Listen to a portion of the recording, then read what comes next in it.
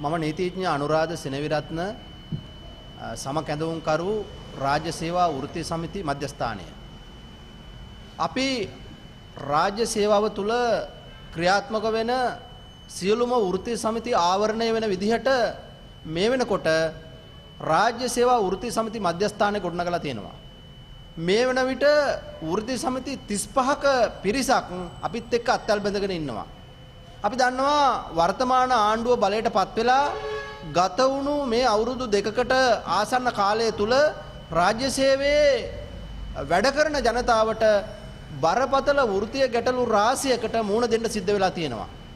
මේ ආණ්ඩුව බලයට පත් කරන වෙලාවේ මේ රටේ වැඩ කරන ජනතාව විශාල කැපවීමක් කරලා තමයි විශාල බලාපොරොත්තු රාශියක් පොදි බැඳගෙන තමයි මේ ආණ්ඩුව බලයට පත් කරේ. අපි දන්නවා දැන් වෙනකොට ඒ බලාපොරොත්තු එකින් එක ගිලිහිමින් යනවා. විශ්වාසය බිඳ වැටෙමින් තියෙනවා. මේ ආණ්ඩුවට විශාල වගකීමක් තියෙනවා. මේ తত্ত্বය මේ විදිහට යන්න නොදී මේ රටේ වැඩ කරන ජනතාව බලාපොරොත්තු වුණු විශ්වාස තබපු ඒ తত্ত্বය ගොඩනැගීමට ලොකු වගකීමක් තියෙනවා. දැන් අපි දන්නවා මේ පසුගිය කාලය තුල රටේ ඉන්ධන මිල අඛණ්ඩව වැඩි වුණා.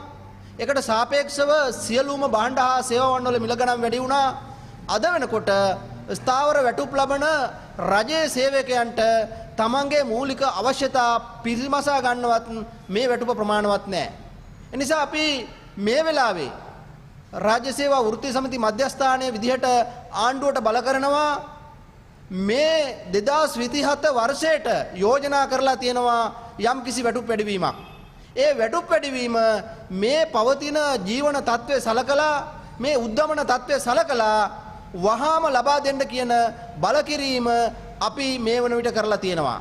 අපි පහුගිය සතියේ ගරු ජනාධිපතිවරයාට එවැගේම රාජ්‍ය පරිපාලන අමාත්‍යවරයාට රාජ්‍ය පරිපාලන ලේකම්වරයා ඇතුළු බලධාරීන්ට ලිපි මගින් මේ බව දැනුම් දීලා තියෙනවා. ඒ වගේම මේ ආණ්ඩුවේ පොරොන්දුවක් තමයි රජයේ සේවකයන්ගේ මේ වැටුප මාස 6න් 6ට සමාලෝචනය කරනවා කියන එක. රටේ පවතින උද්දමනය ජීවන වියදම ඒ තත්වයන් සලකලා වැටුප ගලපනවා කියන එක මේ ආණ්ඩුවේ ප්‍රධාන පොරොන්දුවක්. අපි යෝජනා කරනවා අපි බල කරනවා 2027 ජනවාරි සිට හෝ මේ වැටුප් ගැලපීම මේ සමාලෝචන ක්‍රියාවලිය ආරම්භ කළ යුතුයි. ඒ වගේම ආණ්ඩුව තමන්ගේ දේශපාලන වැඩපිළිවෙල ක්‍රියාත්මක කිරීම තුළ මේ වන විට රාජ්‍ය සේවය තුළ වගේම සමස්ත වෘත්ති සමිති ව්‍යාපාරය බරපතල ලෙස මර්ධනය කිරීමේ වැඩපිළිවෙලකට අවතීර්ණ වෙලා ඉන්නවා. ඒක බොහොම සීතල ආකාරයෙන් සිද්ධ කරන්නේ. අපි දන්නවා මේ අමාත්‍යවරුන්ගේ ප්‍රකාශ වලින් අපිට පැහැදිලි වෙනවා ආණ්ඩුවේ ඇතැම් තීන්දුව තීරණ වලින් අපිට පැහැදිලි වෙනවා මේගොල්ලෝ ළඟ ලොකු වැඩපිළිවෙලක් තියෙනවා මේ සමස්ත වෘත්ති සමිති ක්‍රියාවලිය දිය කරලා හරින්න. අපි කියනවා ඒක එහෙම කරන්න ඉඩ දෙන්න බෑ. අපි රාජ්‍ය සේවා වෘත්ති සමිති මධ්‍යස්ථානයේ විදිහට අකණ්ඩවම මේ රටේ වැඩ කරන ජනතාවගේ අයිතිවාසිකම් ආරක්ෂා කරගන්න මේ වෘත්ති සමිති ව්‍යාපාරය ආරක්ෂා කරගන්න පෙනී හිටිනවා කියන එක මේ වෙලාවේ අවධාරණය කරනවා. මේ වන විට ආණ්ඩුව අනුගමනය කරන බරපතලම ක්‍රමවේදය තමයි සියලුම අමාත්‍යාංශවල දෙපාර්තමේන්තුවල ජනාධිපති ලේකම් කාර්යාලය තුල අවස්ථා ලබා දෙන්නේ සාකච්ඡා කරන්නේ තමන්ගේ වෘත්තීය සමිතිය එක්ක විතරයි. එහුම්කම් දෙන්නේ තමන්ට පක්ෂපාතී වෘත්තීය සමිතිය වලට විතරයි. ඒක බරපතල ගැටලුවක් බරපතල ප්‍රශ්නයක් තමන්ගේ ගැටලු වලට විසඳුම් නැතුව අද වෙන විට අති විශාල සේවාවන් ප්‍රමාණයක් අසරණ කරලා තියෙනවා. ඒක බරපතල වරදක් මේ ආණ්ඩුව කරන නිසා අපි අවධාරණය කරනවා ඒ තත්වයේ වහාම වෙනස් විය යුතුයි. මේක පක්ෂ පාට ભેදයකින් තොරව මේ ආණ්ඩුව බලයට පත් වෙලා ඉන්නේ මේ රටේ මහ ජනතාව වෙනුවෙන්. මේ ආණ්ඩුවේ බලධාරීන් වැටුප් ලබන්නේ මේ රටේ මහ ජනතාවගෙන්. මේ දේශපාලඥයන් මේ නිලධාරීන් නඩත්තු කරන්නේ මේ රටේ මහ ජනතාවගේ බදු මුදල් වලින්. ඒ නිසා උන්ට වගකීමක් තියෙනවා පාට පක්ෂ ભેදයකින් තොරව මේ සියලු වෘත්තීය සමිති වලට වෘත්ති සමිති නායකත්වයට සියලු සේවාවන් වලට අහුම්කම් දීම. ඒ වගේම අනික් පැත්තෙන් ගත්තාම වෘත්තීය සමිති අංශය හරහා දැවැන්ත මර්ධනයක් ක්‍රියාත්මක කරමින් තියෙනවා. අද වෙන විට වෘත්ති සමිති වලට තමන්ගේ ලියාපදිංචි කිරීමේ කටයුතු යාවත් කාලීන කිරීමේ කටයුතු පවත්වාගෙන යනවා හැරෙන්න තමන්ගේ නිලධාරීන්ගේ සමාජිකයන්ගේ වෘත්තීය ගැටලු විසඳීම වෙනුවෙන් ඒවා ගැන සාකච්ඡා කිරීම වෙනුවෙන් මැදිහත් වීමේ ඉඩකඩ අහිමි කරලා තියෙනවා. ඒ නිසා අපි ආණ්ඩුවට කියනවා මේ ක්‍රියාවලිය වහාම නතර කරන්න.